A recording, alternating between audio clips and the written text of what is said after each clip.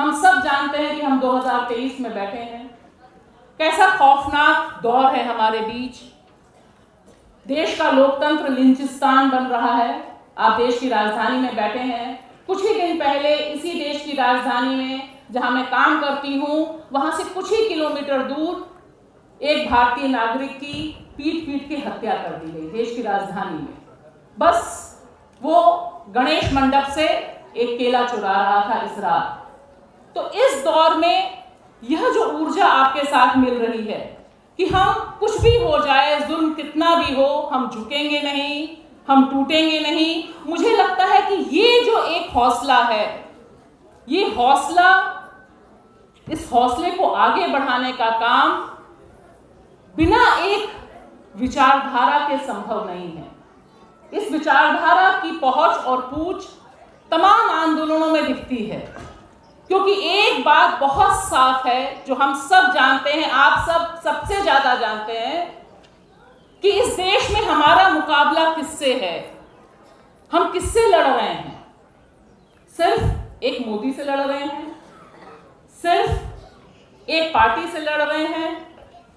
मुझे लगता है हम सब जानते हैं कि हम पितृसत्ता से भी लड़ रहे हैं, हम मनुवाद से लड़ रहे हैं, जिसे बाबा साहब भीमराव अंबेडकर ने लड़ाई शुरू की थी। सबसे पहले भारत के नारीवादी नेता, जिन्होंने बताया था कि यह मनुस्मृति हमें गुलाम बनाने के लिए है। और आज की तारीख में जब हम एक दूसरे से बात कर रहे हैं, तब हम ये महसूस कर रहे हैं कि यह मनुवाद, मनुस्मृति दोबारा से हम तमाम औरतों को गुलाम बनाने के लिए तैयार है। इसके बारे में तमाम वक्ता बोल चुके हैं, मैं उस पर नहीं जाऊंगी, लेकिन मैं 3-4 चीजें जरूर कहूंगी कि लड़ाई पितृसत्ता से हो, लड़ाई जातिवाद से हो, लड़ाई फांसीवादी हिंदू राष्ट्रवाद से हो। इस लड़ाई का परचम औरतों के पास है, रहेगा, और हम ही इसको जिंदाबाद करेंगे, क्योंकि ये हमारे लिए अस्तित्व की लड़ाई है, ये हमारे सर्वाइवल की लड़ाई है। ऐसा नहीं कि हमने चुना है, ये हमारे सर्वाइवल की लड़ाई है कि आज, और सबसे ज्यादा निशाने पर, अरफा ने सही बोला, मैं उसको थोड़ा सा और आगे बढ़ाती हूं, सबसे ज्यादा निशाने पे कौन है? द सो कॉल्ड हिंदू औरत है। क्यों? क्योंकि हमने बहुत मुश्किल से, हम तमाम औरतों ने बहुत मुश्किल से इस कॉन्स्टिट्यूशन के जरिए, कॉन्स्टिट्यूशन की डिबेट्स के जरिए और महिला आंदोलन की लंबी लड़ाई की वजह से अपने शरीर पर अपना हक हासिल किया।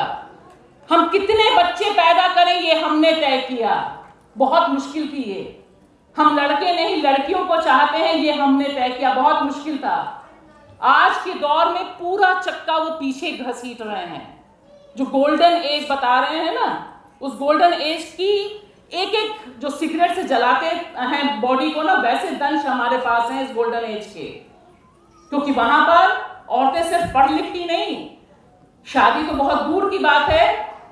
आप आज तारीख देखिए, उत्तर प्रदेश, बिहार, तमाम बाबाओं की भीड़ लगी हुई है, जो तमाम औरतों को समझाने की कोशिश कर रहे हैं कि तुम्हारी कोख तुम्हारी नहीं है, ये कोख समाज के लिए है, तुम्हें समाज के लिए लड़के जनने हैं। ये रिवर्स गियर कर रहे हैं। डोमेस्टिक वायलेंस एक्ट, कितना लंबा आंदोलन चला पूरे देश भर में, उसके बाद हमें घरेलू हिंसा के खिलाफ कानून मिला। लेकिन देश के कोर्ट में जो लोग बैठे हैं वो बताने की कोशिश कर रहे हैं कि ये महिलाएं बहुत आजाद हो गई हैं, बहुत मिसयूज हो रहा है।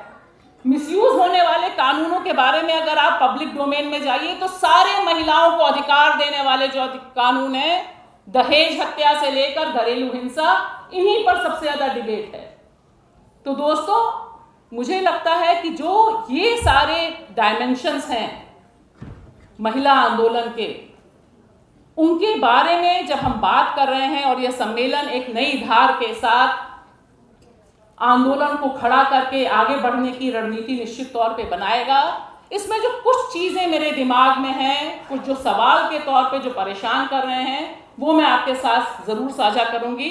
समय कम है, लेकिन मैं ये जरूर कहना चाहूंगी कि एक डिस्कोर्स चेंज हो रहा है, जो मैं चर्चा कर रही हूं कि वो डिस्कोर्स चेंज हो रहा है। महिलाओं एक वक्ता ने यहाँ जिक्र किया, नौशरण ने भी कहा, अरुंधति भी उसका जिक्र करके गई। हम सब जानते हैं कि इस समय युद्ध जैसा माहौल है, घरेलू युद्ध की तरफ, सिविल वॉर की तरफ बढ़ाने की कोशिश है, एक समाज को दूसरे समाज से लड़ाने की कोशिश है। और दरअसल यह युद्ध लड़ा जा रहा है हम औरतों के शरीर पर।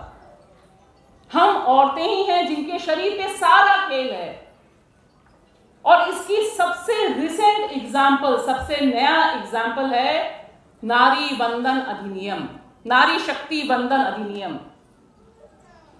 यानी 2024 में अपनी नैया पार लगाने के लिए, हिंदू राष्ट्र को स्थापित करने के लिए मोदी जी को नारी शक्ति वंदन अधिनियम की जरूरत पड़ी। स्पेशल सेशन बुलाया गया। ये पॉलिटिक्स हमें समझनी और लोगों को समझानी बहुत जरूरी है, क्योंकि एक स्ट्रोक में महिला आरक्षण बिल को, जो एक अधिकार था, आपने उसे शक्ति बना दिया, वंदन बना दिया, पूजने वाला बना दिया। हम सब जानते हैं हमें किसी को पूजने की जरूरत नहीं है ना। इसमें किसी को, यहाँ तो बैठे किसी को जरूरत ही नहीं। सब आप लोग धधकते खेत खलिहानों से आए हैं, फैक्ट्री से आए हैं, संघर्ष से आए हैं। लेकिन देखिए जो सारा डिस्कोर्स बदल रहा है, उस डिस्कोर्स को हम कैसे काउंटर करेंगे जमीन पर, उसे हम कैसे चैलेंज करेंगे, ये मुझे लगता है एक बहुत बड़ी चुनौती है जिसे हमें सोचना है, जिसके बारे में यह सम्मेलन निश्चित तौर पर इसे क्लेम करना जरूरी है। जैसे शाहीन बाग ने क्लेम किया। शाहीन बाग ने सबसे मार्के की बात क्या की? सबसे मार्के की बात जो मुझे लगती है, उसने कहा उससे पहले तिरंगा यात्रा निकलती थी। तिरंगा यात्रा कौन निकालते थे? आरएसएस, बीजेपी, बजरंग दल, विश्व हिंदू परिषद। और जहां जहां तिरंगा यात्रा निकलती थी, तिरंगा लेके जाते थे बाइक पे, भगवा झाड़कर, वहां पर दंगे होते थे। तिरंगे को कब्जे में करके एक काम किया। शाहीन बाग ने क्या किया? दो काम किए। राष्ट्रीय गर्व के जितने सिंबल्स थे उनको क्लेम किया, तिरंगा उनसे वापस खींच लिया। शाहीन बाग के बाद देखिए जब औरतें बाहर आईं, चेहरे पे उन्होंने तिरंगा बनाया, सब जगह झाड़ा, उसके बाद से कहीं तिरंगा यात्रा नहीं होती। ये रिक्लेम करना है। और दूसरा, उन्होंने बाबा साहब भीमराव अंबेडकर, देश के संविधान और प्रियम्बल को सबसे बड़ा फेस बनाया।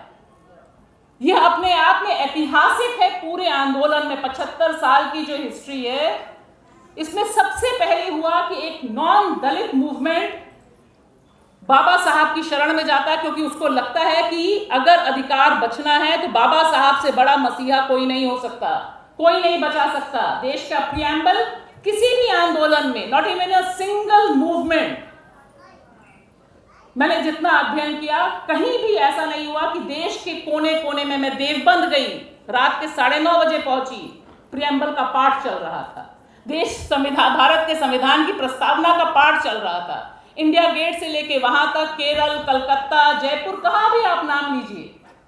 ये मुझे लगता है कि आज हमारे सामने, हम तमाम औरतों के सामने, और खास तौर से उन औरतों के सामने, आप सबके सामने, जो कि लंबी एक विरासत है संघर्ष की, संघर्ष करके हमने महिला आरक्षण को 27 साल तक जिंदा रखा है। जब चर्चा चल रही थी, मुझे एक कॉमरेड गीता मुखर्जी की डिबेट याद आ रही थी, मुझे वो खून से लगी महिलाओं के पत्र याद आ रहे थे जो उन्होंने लिख के सांसदों को भेजे थे।